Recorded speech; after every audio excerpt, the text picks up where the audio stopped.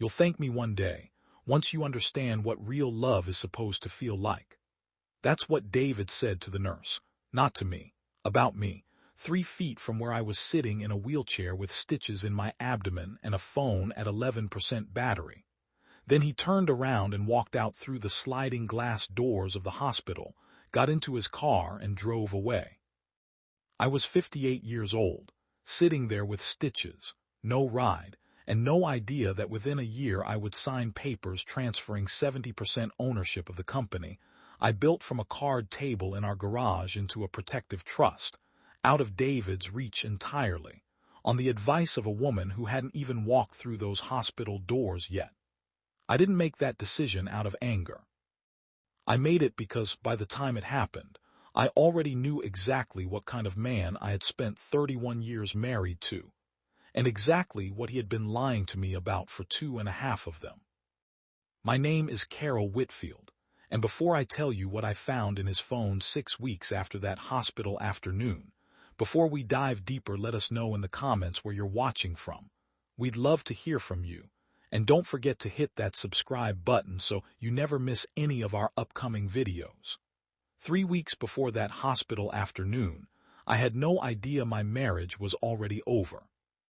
I only knew that David had been distant in the particular way men get distant when something else is occupying the space they used to give you: shorter answers, longer showers, a phone he started carrying into the bathroom. I told myself it was stress. He'd been talking about early retirement, about slowing down, about wanting to travel before his knees gave out completely. I believed him, the way you believe someone after 31 years, because doubting him felt like doubting the entire architecture of my life. We built a small manufacturing supply company together starting in our 30s, the kind of business that grows an inch a year until one day you look up, and it employs 41 people and turns over $11 million annually. I ran operations. He ran sales and relationships. It worked for a long time because I trusted him with the parts of the business I couldn't see, the same way I trusted him with the parts of our marriage I couldn't see either. The surgery itself was minor, a gallbladder removal, outpatient, the kind of procedure where they wheel you out the same afternoon as long as someone responsible is there to take you home. David had promised twice that morning he'd be there by 4. At 4:15 there was nothing. At 4:30 I called and it rang once before going to voicemail, which told me he declined it, not missed it. At 4:45 a nurse came over with the expression people get when they're about to tell you something they know will land wrong. "Mrs. Whitfield, your husband called the desk earlier. He said someone else would be picking you up today." Nobody else was picking me up. Nobody else knew I was there. I asked her to repeat it, certain I'd misunderstood, and she repeated it exactly the same way, and that's when I understood that David hadn't forgotten me. He had planned this. I sat in that waiting room until the shift changed, until my phone dropped below 10%, until the families around me thinned out one by one as their names got called and their people arrived. I had exactly $31 in cash in my purse because I hadn't expected to need more than a coffee. My car was at home. My house key was on the same ring as my car key, which was also at home. Every version of pride I'd built over 3 decades of marriage told me not to call anyone else and admit what was happening. So instead I sat there with my hands folded over stitches that were starting to ache, doing the thing women my age have been trained to do since childhood, which is pretend everything is fine directly in front of the evidence that it is. That's when I noticed her. A woman, silver-haired, dressed like she'd stepped out of a boardroom rather than a hospital, sitting alone in a wheelchair near the far wall. She'd clearly been there a while, and she'd clearly been watching me for most of it. Eventually she rolled closer, stopped a few feet away and said, without any preamble at all, "Your ride isn't coming, is it?" I told her I was fine. She looked at me the way you look at someone whose voice doesn't match their face and said, "You called someone 4 times in the last hour and stopped trying on the 5th. People only tolerate that particular pattern of disappointment from one type of person in their life." I asked how she knew. She nodded toward the parking lot, toward a car I recognized instantly because I'd ridden in it every day for 6 years, sitting very still near the second light pole. "Unless I'm mistaken," she said, "that's your husband's car, and he's been sitting in it for almost half an hour." I felt something crack open in my chest that had nothing to do with the surgery. I stared through the glass doors and saw him behind the wheel, not driving away, not coming inside, just watching the entrance the way you watch something you're waiting to see fail. The woman beside me introduced herself as Alina Voss. She said she could have her driver take me home, but first she needed something from me, and when I asked what, she said the strangest sentence I had heard in 31 years of marriage. "Pretend to be my daughter for the next 5 minutes. My car will be here in 3, and I'd like your husband to watch you leave with dignity instead of watching you wait for one that isn't coming." I didn't understand yet who she was, or why a stranger would offer me something my own husband hadn't. I only knew that I was tired of being someone's cautionary tale, so I took her hand and told her to lead the way. Her driver arrived in a black car that looked like it cost more than our house, and as he helped Alina into the back seat, she called out loud enough to carry across the parking lot, "There you are, sweetheart, I thought you'd forgotten your mother." I climbed in beside her without looking toward David's car right away. When I finally did, our eyes met through his windshield and his expression didn't look guilty. It looked caught, which is a very different thing and somehow worse. I didn't wave. The car pulled away and left him sitting there with whatever version of the story he'd rehearsed to tell me later, a story he now had to explain to an audience of one that hadn't shown up on schedule. For the first several minutes of the drive, neither of us spoke. I kept replaying the look on David's face, trying to name what it was, until Alina finally asked whether I wanted to go straight home. I told her I suppose that's where we were headed. "It can be," she said, "but you've just spent 2 hours discovering your husband abandoned you on purpose. Going home to wait for his explanation might not be the best use of your evening." I should have insisted on going home. Instead, exhausted in a way that had nothing to do with anesthesia, I asked where she had in mind, and she said one word: dinner. 20 minutes later, the city gave way to open road, and the car turned through iron gates onto a driveway lined with old oak trees that ended at a stone house large enough to make me question everything I thought I understood about the woman sitting beside me. A housekeeper greeted her by name at the door, and immediately asked whether I needed anything for the stitches, which told me Alina had called ahead sometime during the drive without my noticing. I sat in a quiet dining room with soup in front of me while someone brought me a charger, and the moment my phone came back to life, it filled with missed calls. 11 of them, all from David, none of them from before I'd left with Alina, every single one of them from after. The first message read, "Where did you go?" The second read, "Who was that woman?" The third, sent while I was still reading the second, read, "Call me right now, Carol, this isn't funny." Alina watched my face change and said only, "Interesting. He ignored you when you needed a ride home. Now that he doesn't know where you are, 11 calls suddenly seem possible." I turned the phone face down on the table. "He's still my husband," I said. "I didn't say he wasn't," she answered. Love and disappointment can sit in the same chair for a very long time before you notice they've both been there. I asked her finally why she'd done any of this for a stranger. She was quiet for a moment, looking toward a photograph on the mantel of a young woman smiling in a garden. "My daughter," she said. "Grace." Her voice changed on the name in a way that told me there was history there before she said another word. Grace had gone through a divorce years earlier, ugly and sudden, the kind where everyone she trusted disappeared at once, and Alina had been traveling on business the week her daughter needed her most. "She told me once that the worst part wasn't what her husband did," Alina said. "It was sitting alone afterward, realizing no one was coming." She looked at me directly then. Today I watched a woman sitting in a hospital wearing the exact same expression. I couldn't go back and change that for Grace. I could sit down next to you. I didn't tell her yet what I suspected about David. I wasn't ready to say it out loud to anyone, including myself. But something about the way she said the word lying made me wonder how much she'd already guessed. I asked where Grace was now. Alina said she'd rebuilt her life eventually, remarried a man who had nothing to do with money or status, someone who taught high school biology 2 towns over, and that the two of them still called every Sunday without fail. It took her 4 years to trust anyone again, Alina said, and I've never once resented how long that took her. Some betrayals need exactly as long to heal as they took to happen.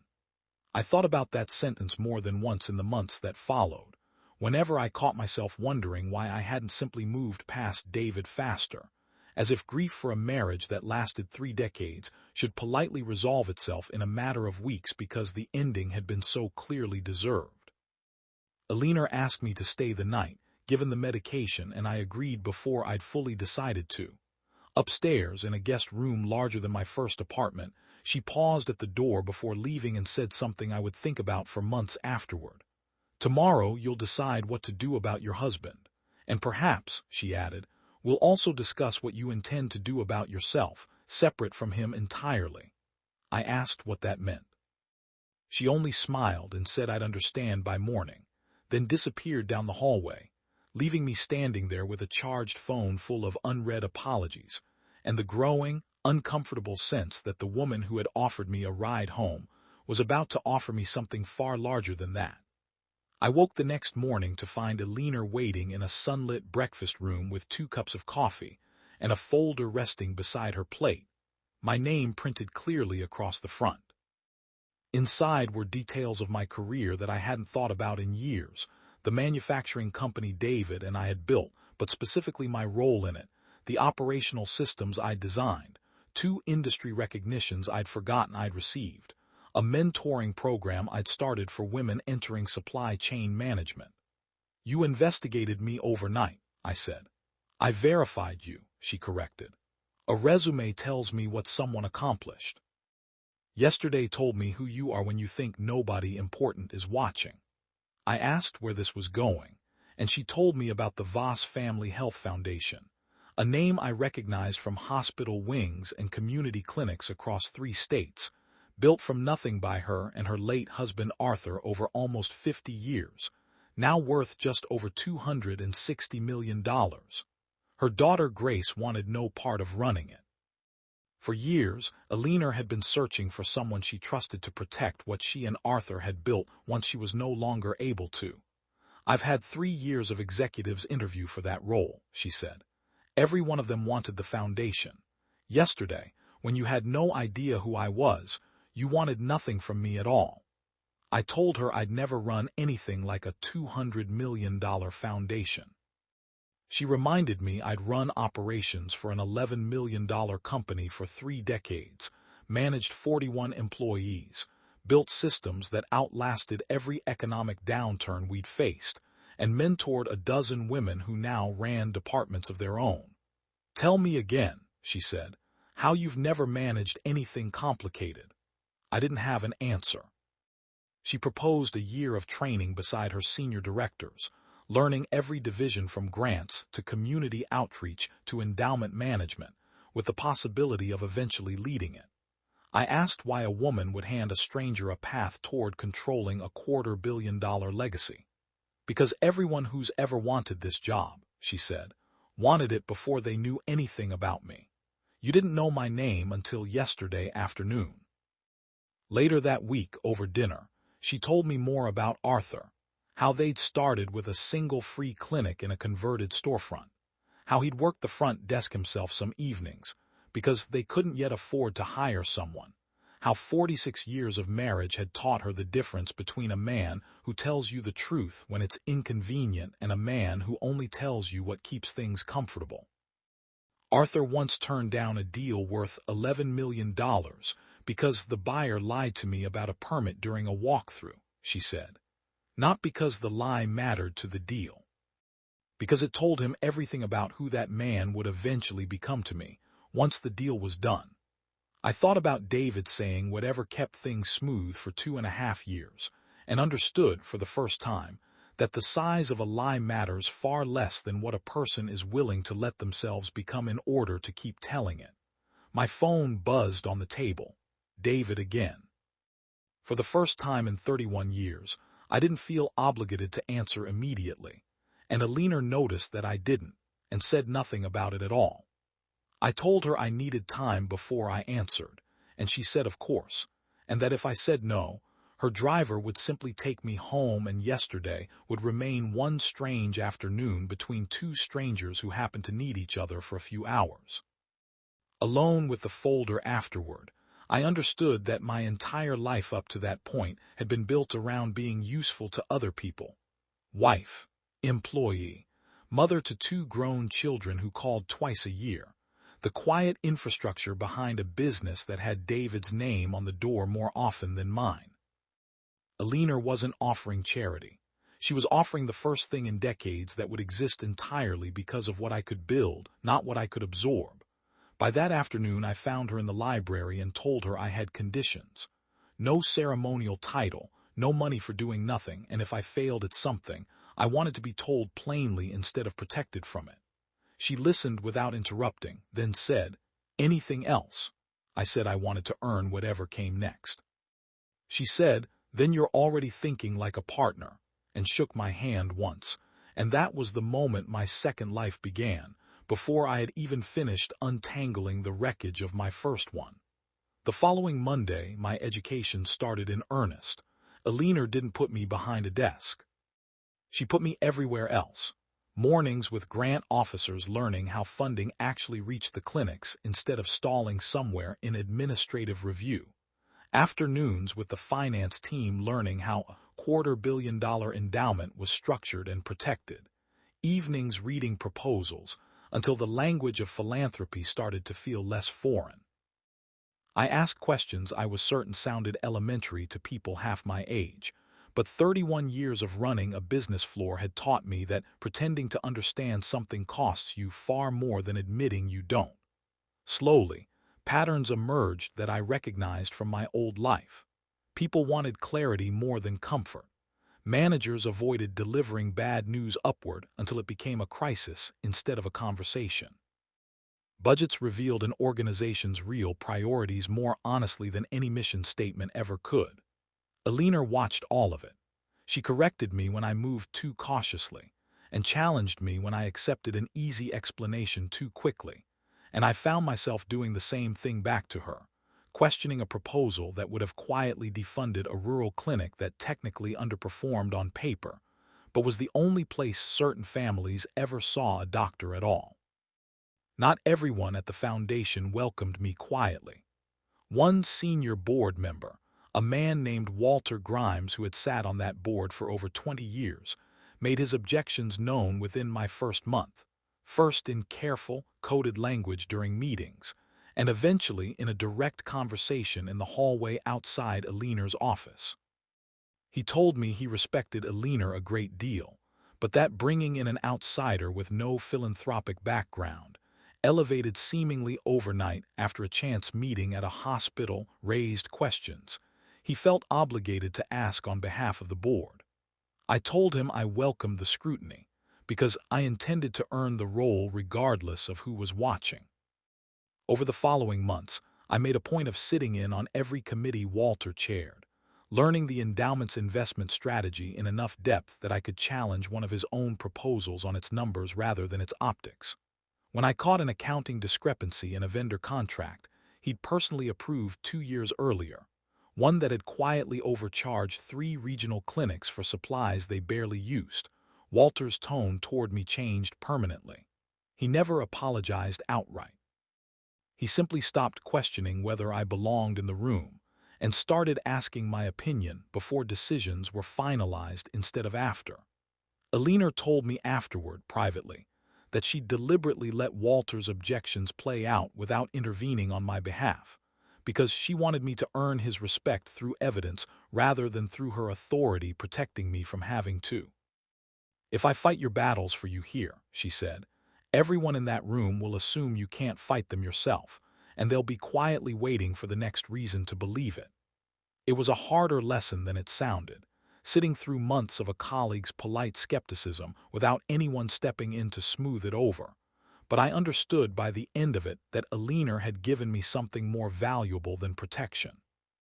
She'd given me room to prove, on the record, in front of people who had no reason to be generous with me, that I belonged there on my own merit and not on hers.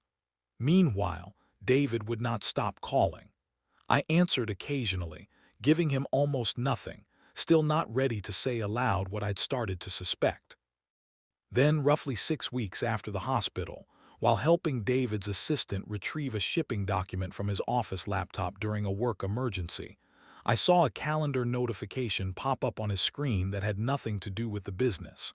It read simply, "Our dinner, the usual place, 7 p.m., and beneath it, a heart. I told myself it could be anything. I told myself that for exactly 4 more days, until curiosity finally beat denial, and I looked through the joint credit card statement I hadn't checked closely in over a year. There were charges to a boutique hotel 40 minutes outside our town, recurring roughly every 2 weeks for the past 2 years. There were flowers charged to our account that had never once arrived at our house. There was a jewelry purchase from 8 months earlier that I had never seen, never received, never even heard him mention. I sat with that statement in my lap for a long time before I understood that David hadn't simply left me stranded at a hospital out of carelessness or exhaustion. He had left me there because that was the day, the exact day. He had planned to finally tell his mistress he was ready to leave me, and having me safely tucked away and humiliated at a hospital had simply been convenient timing for a conversation he didn't want me anywhere near. I sat with that statement in my lap for 3 more days before I said anything to anyone, and in those 3 days, I found myself replaying 2.5 years of small moments that I had explained away one at a time, but that, stacked together, formed a shape I could no longer pretend not to see. The business trips that got longer without more revenue to show for them. The new cologne he claimed our daughter had bought him for his birthday, though when I asked her about it later, she said she hadn't. The night he came home smelling like a restaurant we'd never once eaten at together in 31 years of marriage. None of these things had seemed significant on their own. Women are taught to notice each thread individually and to feel foolish for suspecting the whole cloth. I no longer felt foolish. I felt something closer to grief for a version of my life I now understood had already ended long before I found out about it. I confronted him that night in the kitchen, where we'd eaten 10,000 meals together. I laid the statement on the counter and asked him one question. Who is R? His face did something I will remember for the rest of my life, a complete collapse of the performance he'd been running for 2 years, replaced by something closer to relief, as if part of him had been waiting to stop lying and simply hadn't known how to start. Her name was Renata. She worked in the leasing office of the second warehouse we'd expanded into 18 months earlier, 22 years younger than me, and according to David, she understood him in ways I no longer bothered to. I asked how long. He said 2 years, then corrected himself and said closer to 2.5. I asked if the hospital had been deliberate.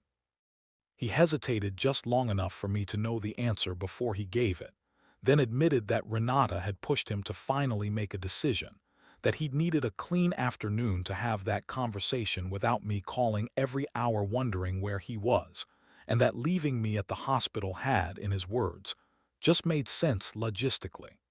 31 years reduced to a logistics problem. I asked him whether he had ever intended to tell me, or whether he had simply been waiting for a version of the truth that would cost him less than this one had. He said he'd been planning to leave for months, that he and Renata had discussed it, that the timing at the hospital had never been meant to hurt me specifically. It had simply been the day that worked. I asked how leaving your wife of 31 years stranded after surgery could ever be separated from an intent to hurt her, and he had no answer for that, only the same tired repetition that he hadn't meant for it to look the way it looked. I told him that whether or not he'd meant it, the result was identical either way, and that I was no longer interested in the difference between cruelty and carelessness when both of them left me sitting in the same waiting room. He mentioned, almost as an afterthought, that people at the second warehouse had known for over a year, that a woman on the loading dock had seen them leaving together enough times that it had become something employees quietly discussed without ever bringing it to me, because none of them believed it was their place. Learning that my own marriage had been common knowledge among people I passed in the hallway every week, while remaining a complete secret to me, was its own particular kind of humiliation, one that made me question how many other small signs I had walked past without letting myself see them clearly. I didn't cry in front of him. I told him to sleep in the guest room, and I called a divorce attorney the following morning. Our children found out within the week, the way adult children usually do, through a phone call from their father that arrived before I'd had the chance to tell either of them my own version. My son Ryan, 32 and living 2 states away, called sounding cautious in a way that told me David had already gotten to him first. He said his father had described a marriage that had grown cold long before Renata ever entered it, had described me as distant and consumed lately by some new job with a rich stranger, and had framed the affair as a symptom of a marriage that was already finished rather than the reason it ended. I told Ryan the plain truth, the hotel charges, the 2.5 years, the hospital, and I heard him go quiet on the line in the particular way that told me he was recalculating everything his father had said an hour earlier. My daughter Michelle took longer to come around.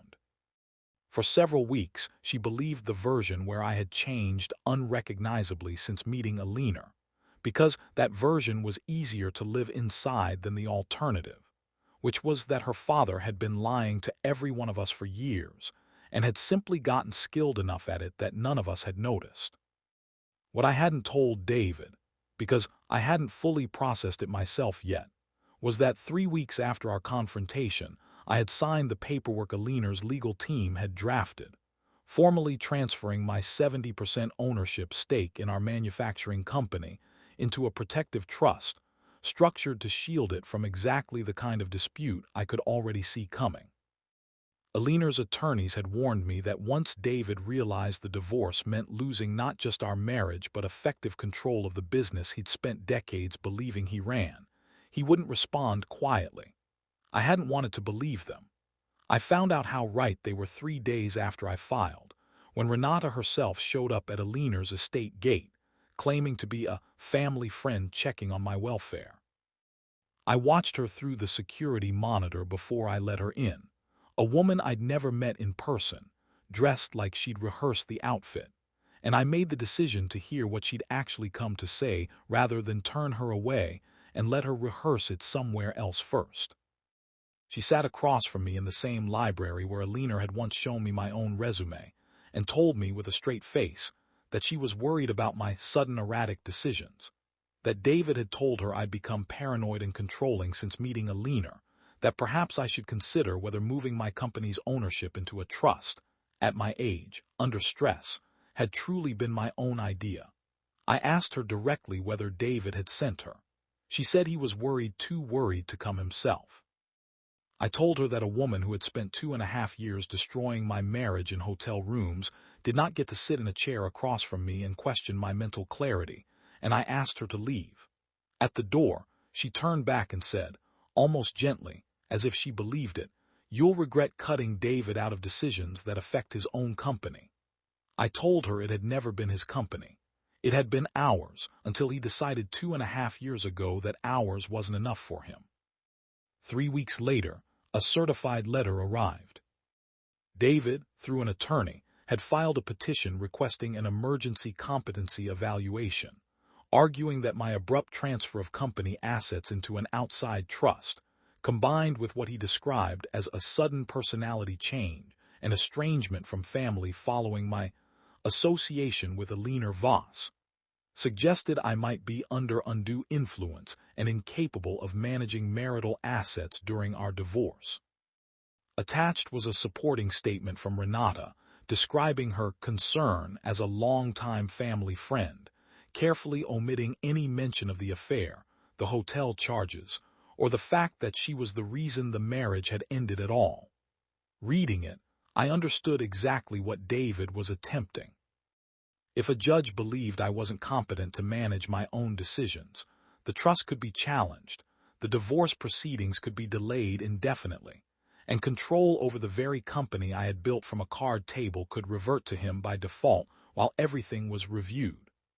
Alina read the petition without her expression changing, the same way she had months earlier when I first sat across from her folder with my own name printed on it.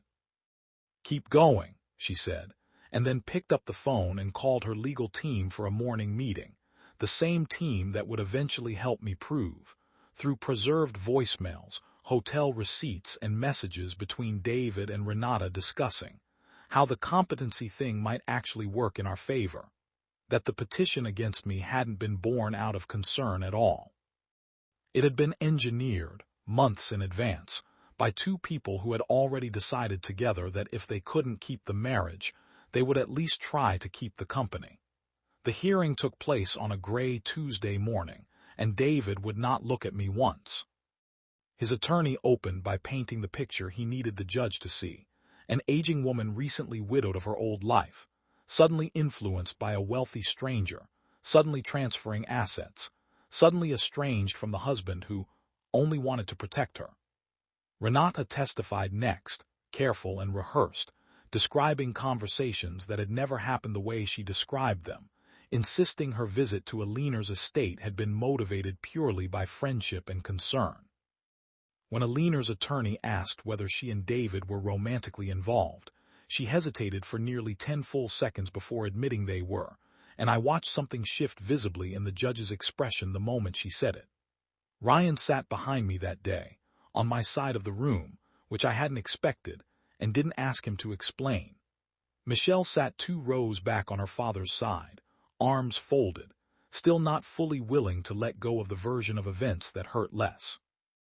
During a recess, David's attorney approached mine with an offer, quietly, suggesting that if I agreed to a delay in the trust dispute pending further evaluation, David would drop his request for spousal claims on the manufacturing company entirely. I understood immediately what that offer really meant. He no longer expected to win the competency argument outright. He was trying to trade a claim he knew was collapsing for leverage he could still extract on his way out. I told my attorney to reject it without a counter. I hadn't spent 31 years building that company, or the year since rebuilding an entire identity beyond it, to trade a piece of either one away just to make David's exit more comfortable for him. An independent evaluation was entered into evidence next, conducted by a specialist with no connection to either side, finding no impairment whatsoever in my reasoning, memory, or judgment, my scores, if anything, well above average for my age. David's attorney tried to argue that competency wasn't only about test results, that emotional vulnerability following trauma could still leave someone susceptible to manipulation, regardless of cognitive scores. Before the recordings, a forensic accountant Alina's team had retained months earlier walked the court through 18 months of financial records, tracing the hotel charges, the untracked cash withdrawals, and a pattern of transfers David had made from a joint savings account into a personal account Renata had access to, totaling just under $90,000 over 2 years. The accountant testified plainly that the financial picture showed a husband quietly moving resources out of the marriage long before any divorce filing existed, which directly undercut the claim that I was the one making impulsive, poorly considered financial decisions. David's attorney had no effective response to numbers that had been building for 2 years before I ever met Alina at all. That's when Alina's legal team introduced the recordings. A preserved voicemail from David to Renata, left the week before the petition was filed, discussing whether the competency angle might be believable enough to freeze the trust before the divorce finalized. A second recording, this one from Renata's own phone, of her rehearsing what she planned to say if asked directly whether the visit to the estate had been David's idea. It had been. Every word of it. The courtroom went completely silent as her own voice confirmed, from months earlier, exactly what she had just denied under oath 20 minutes prior.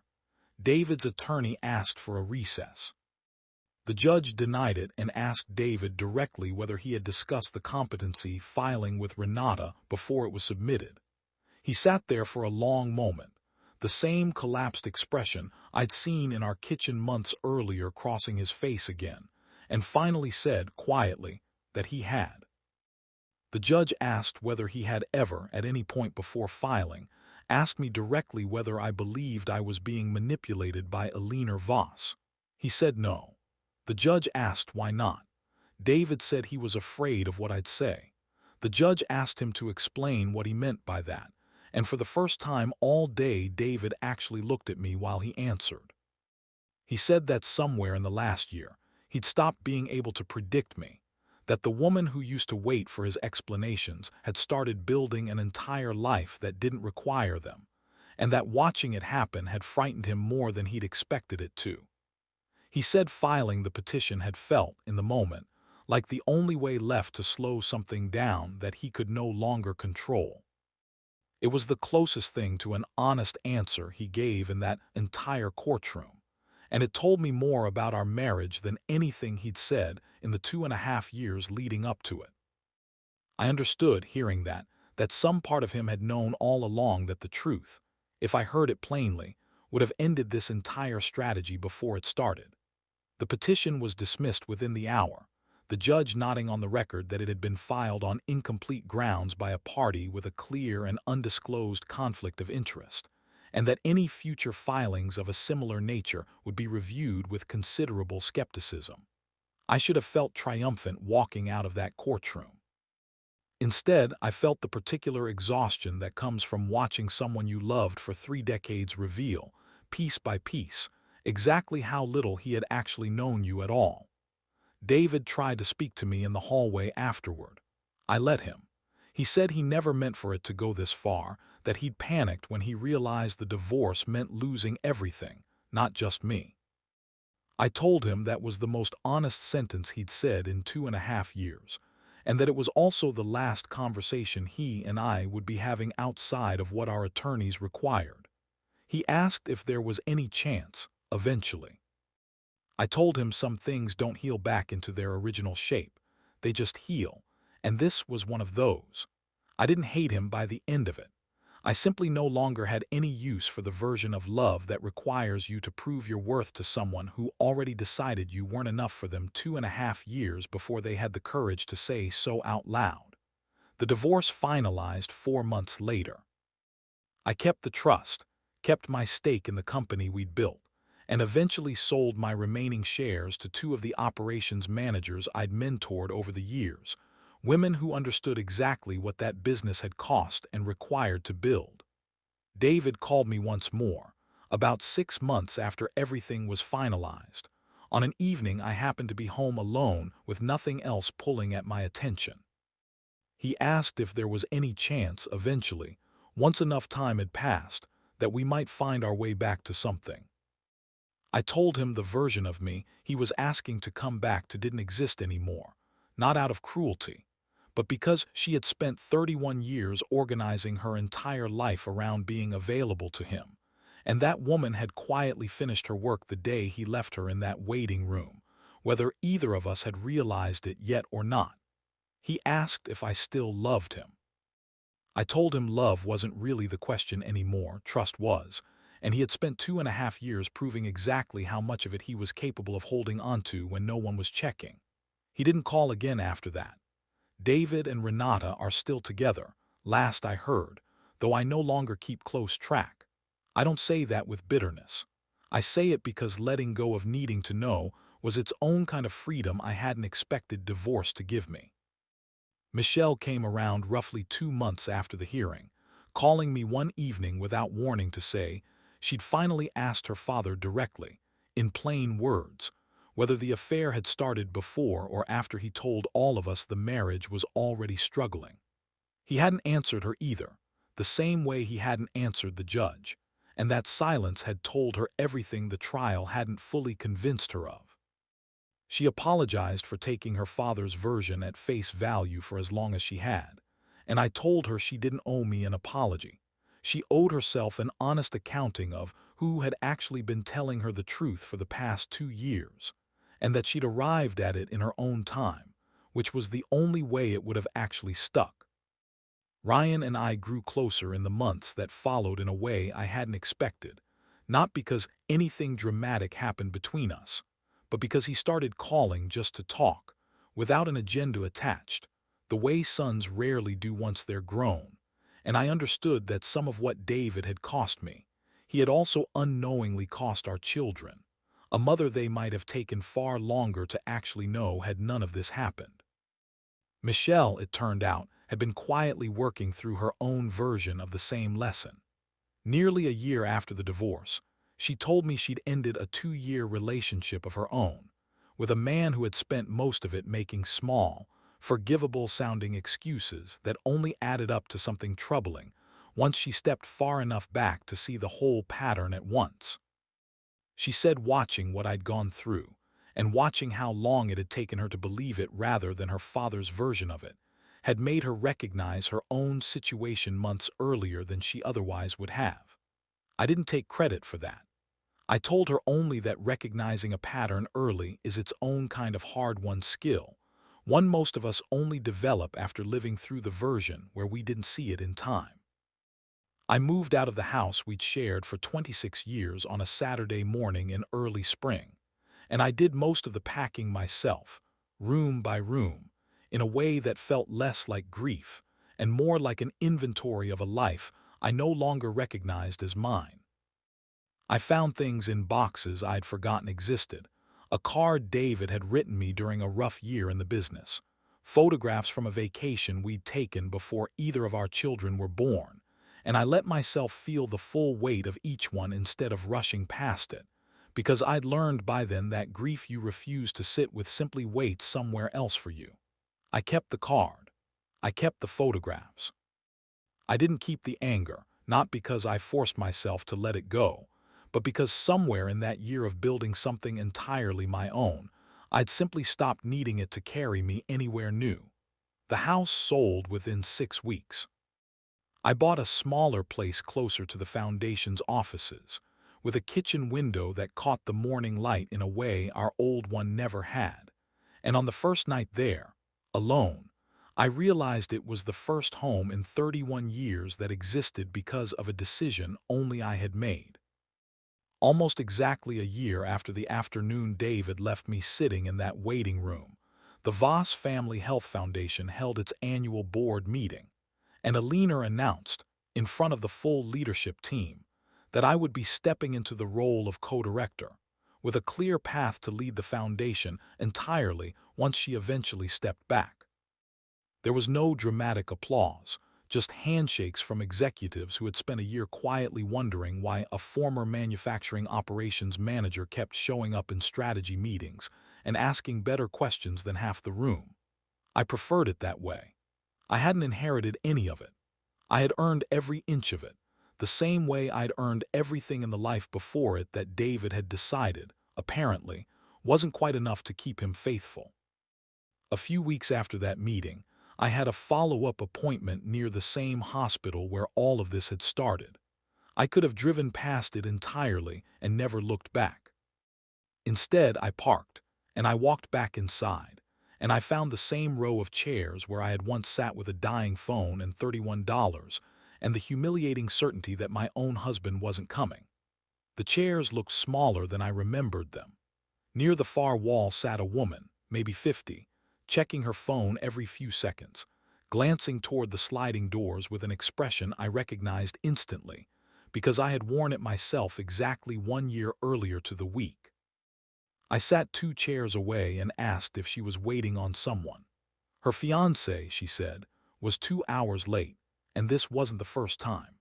She said it the way I used to say things about David, with a small, automatic laugh attached to soften it, the kind of laugh women my age and younger have both been taught to produce on command whenever we're describing something that actually isn't funny at all.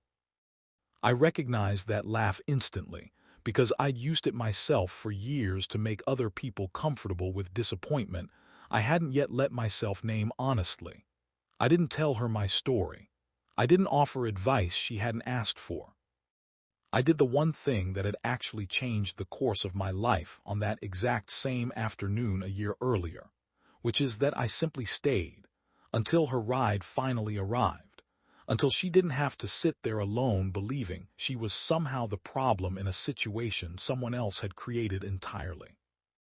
Alina once told me that the worst part of what happened to her daughter Grace hadn't been the divorce itself. It had been the specific loneliness of realizing that nobody was coming, and that regret was what had brought Alina to my chair a year earlier, and it was what brought me back to that same waiting room to sit beside a stranger who needed exactly what I had needed and hadn't known how to ask for. Love, I've learned, was never supposed to be the thing that leaves you sitting alone with a dying phone. Lies always eventually make their way into the light, whether it takes an afternoon or 2.5 years to get there.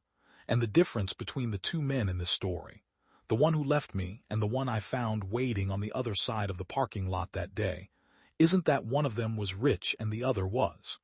It's that one of them chose to keep me waiting, and the other chose, without ever being asked, to sit down. People sometimes ask me when I tell this story now, whether I regret the 31 years, whether knowing how it ended changes how I remember how it began. I don't think it does. Not entirely. David wasn't lying to me for all 31 years, only the last 2.5, and I refuse to let the ending rewrite every good year that came before it, the way grief sometimes convinces you to do if you let it. What I do know is that I spent most of my adult life believing love meant making yourself endlessly available, endlessly patient, endlessly willing to wait in whatever room someone else left you in, and that believing that for 31 years nearly cost me the version of myself who was capable of building something entirely her own. I don't regret the marriage. I regret how long it took me to understand that staying available to someone isn't the same thing as being loved by them, and that the two can look identical for decades if you're not paying close enough attention. I'm paying attention now. That, more than the foundation, more than the trust, more than any hearing or any courtroom, is the thing David's lies ultimately handed me without ever meaning to.